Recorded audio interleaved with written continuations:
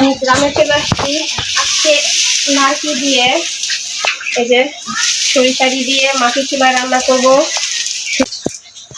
বন্ধুগণ, আমি রান্নার কার্যক্রম শুরু করে দিয়েছি, অবশ্যই আমার সাথে থাকেন।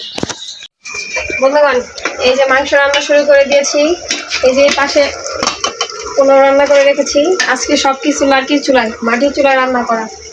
গ্রামের এর জন্য মজাই আলাদা, মাটির চুলায় রান্না করে গ্রামের খাবার খাওয়া। বস্তার মধ্যে কি লার্কি বস্তার মধ্যে সরিষা গাছে আমি বলতে পারি না কি ফুলের গাছ, গাছের লাঠি মানে আম কেটে রাখছে এরা। এই তো রান্না করতেছে আর বসে বসে আম খাইতেছি, গাছের পাকা।